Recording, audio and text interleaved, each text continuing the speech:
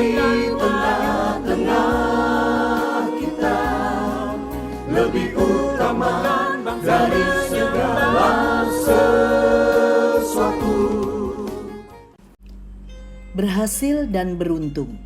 Janganlah engkau lupa memperkatakan kitab Taurat ini, tetapi renungkanlah itu siang dan malam, supaya engkau bertindak hati-hati sesuai dengan segala yang tertulis di dalamnya.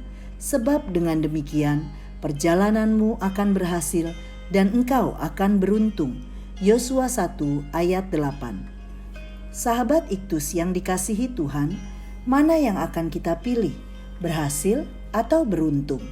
Jika kita tidak memikirkan dan mengusahakan sesuatu, namun kita mendapatkannya, maka kita dikatakan beruntung. Tapi apabila kita sukses dalam mengelola sebuah usaha setelah melalui sebuah proses doa dan perjuangan, maka kata yang dipakai adalah berhasil, bukan beruntung. Terpujilah Tuhan, karena kita tidak perlu memilih, tetapi Tuhan telah menyediakan keduanya untuk kita. Ayat ini berisikan jawaban dari Tuhan untuk meneguhkan iman Yosua dalam melanjutkan kepemimpinan Musa dalam membimbing bangsa Israel menuju tanah yang sudah Tuhan janjikan sebelumnya. Yosua 1 ayat 8 bukan saja memberi sebuah janji berkat yang luar biasa dan bisa sangat meneguhkan kita, tetapi juga menyampaikan langkah-langkah yang harus kita lakukan agar mengalami keberhasilan dan keberuntungan. 1. Memperkatakan Taurat Tuhan.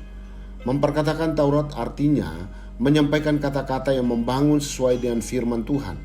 Betapa seringnya kita mempergunakan mulut dalam berkata-kata hanya untuk hal-hal yang tidak berguna. Yesus memperingatkan, tetapi aku berkata kepadamu, setiap kata sia-sia yang diucapkan orang harus dipertanggungjawabkannya pada hari penghakiman. Matius 12 ayat 36. Bersaksi adalah cara untuk memperkatakan firman Tuhan. Belajar dari Raja Daud. Awasilah mulutku ya Tuhan, berjagalah pada pintu bibirku. Mazmur 141 ayat 3. Memperkatakan firman merupakan buah dari kehidupan yang dipenuhi berkat firman Allah. Sebagaimana diungkapkan demikian, karena yang diucapkan mulut meluap dari hati. Matius 12 ayat 34. 2. Merenungkan Taurat Tuhan siang dan malam. Merenungkan berarti memikirkan terus-menerus suatu bagian firman Tuhan. Sangatlah penting bagi kita untuk secara rutin merenungkan siang dan malam. Sesungguhnya ada perbedaan besar antara membaca dan merenungkan. Dalam merenungkan, kita tidak hanya sedar membaca, tapi disertai dengan meneliti dan memikirkan dengan seksama teks yang dibaca. Untuk bisa mengetahui dengan benar pesan Tuhan dari teks, tidaklah cukup hanya dengan sekedar membaca. Kita akan segera melupakan jika kita tidak menyimak secara seksama apa yang menjadi keinginan Tuhan dari bagian yang kita baca. Merenungkan berarti memikirkan secara terus-menerus dalam setiap aktivitas di sepanjang hari yang kita lalui, hingga kita memperoleh makna hidup dan berkomitmen untuk melakukannya. 3. Bertindak hati-hati sesuai dengan apa yang tertulis di dalam Taurat Tuhan. Taurat Tuhan bukan hanya diperkatakan dan direnungkan, namun hendaknya teraplikasi dalam kehidupan. Memahami kehendak Tuhan tapi tidak melakukannya merupakan salah satu ciri orang munafik. Ia adalah seumpama seorang yang sedang mengamat-amati mukanya yang sebenarnya di depan cermin. Baru saja ia memandang dirinya, ia sudah pergi atau ia segera lupa bagaimana rupanya. Yakobus 1 ayat 23 dan 24. Tetapi barang siapa meneliti hukum yang sempurna, yaitu hukum yang memerdekakan orang, dan ia bertekun di dalamnya, jadi bukan hanya mendengar untuk melupakannya, tetapi sungguh-sungguh melakukannya, ia akan berbahagia oleh perbuatannya. Ayat 25. Semua tuntunan Tuhan itu sangatlah berharga untuk menjadi bekal dalam kehidupan. Seseorang tidak hanya sekedar mendengar lalu melupakan, tapi melakukannya dengan sungguh-sungguh dan secara utuh. maka keberhasilan demi keberhasilan pun mampu kita capai. Sahabat Iktus, agar mengalami keberhasilan dan keberuntungan, ada 3 kunci yang terlebih dahulu harus dilakukan: memperkatakan, merenungkan, dan melakukan Taurat Tuhan. Hendaknya menjadi komitmen kita dalam perjalanan hidup setiap hari. Jika kita suka akan firman Tuhan, maka Tuhan akan membuka pintu-pintu berkat dan kita dapat menjadi saluran berkat.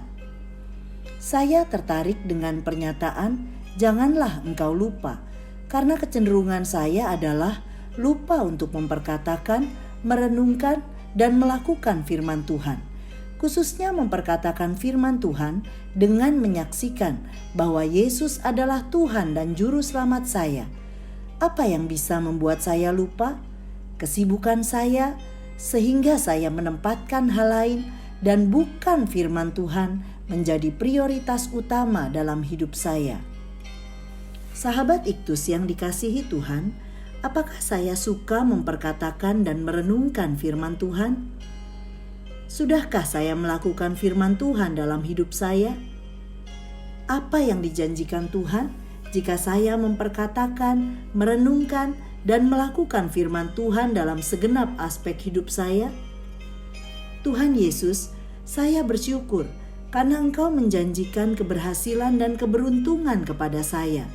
Dan hal itu mungkin saya dapatkan hanya bila saya memperkatakan, merenungkan, dan melakukan firman-Mu. Tuhan, seringkali saya melupakan firman-Mu karena berbagai kesibukan saya. Padahal semua itu Engkau sediakan untuk kebaikan saya. Saya berdoa agar melalui keberhasilan dan keberuntungan yang saya alami, saya pun dapat selalu menjadi berkat. Amin. Kesukaan terhadap firman Tuhan harus lebih tinggi dari keinginan untuk berhasil dan beruntung. Kristus ada di tengah-tengah kita, lebih utama dari segala sesuatu. Kristuslah yang harus ku beritakan hingga datangmu Kristus.